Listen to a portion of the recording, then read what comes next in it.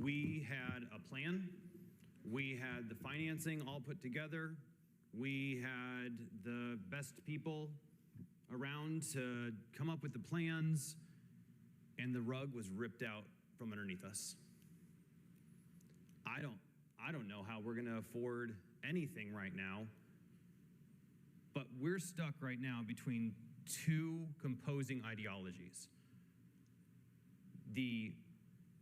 Well, maybe the legislature's gonna wake up and realize that we need a new jail, and then they're gonna do the right thing, or we're going to just keep having these conversations about ideas on and on and on and on.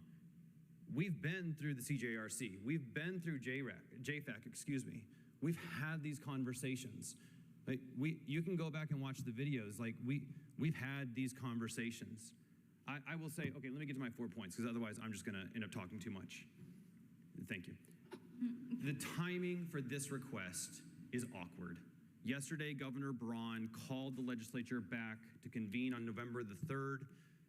It is not, I think, appropriate to take $250 million on the hope and a prayer that on November 3rd that the legislature is going to wake up. I just don't think that's going to happen. I don't have a lot of faith in that. Number two, this is simply too expensive. We raised this on August the 29th. We brought the budget down. We worked really hard together to bring the budget down, and it's just, we're hamstrung. There's no way around it. We cannot afford $250 million right now. We need to go through, Councilmember Henry talked about this, the 3 different scenarios that FSG walked us through, and none of those are good options. None of them are good options.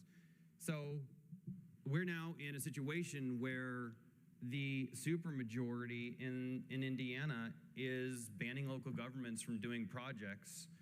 We don't have a phased architectural or structural design ready to go right now.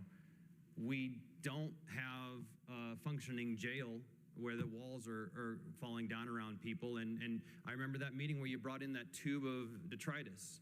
It is disgusting what you found and where we've been. So I will say, I'm gonna pivot now to my 3rd point. The Substance Use Disorder Advisory Commission exists here in Monroe County. We have commissioned a report on treatment. No such report exists right now. We just don't know where the gaps are. There's a lot of disagreement about where the gaps are. That will come out in June. We have 2 vacancies on the Substance Use Disorder Advisory Commission. If you are interested in doing the work of thinking about what does treatment look like in Monroe County, what does mental health treatment look like, what does substance use disorder treatment look like in Monroe County, please apply for that commission. The last thing I want to talk about is I didn't hear a lot about homelessness. The Supreme Court, of course, has a very recent ruling that now we can simply arrest our way out of homelessness. That is really, really disconcerting to me. I am very proudly a member of the board at Beacon, and we just cannot arrest our way out of homelessness. That plays in my brain a lot when thinking about this as well. As the president pro tem of this body, the biggest point for me, though, is without legislative action, we can't afford this.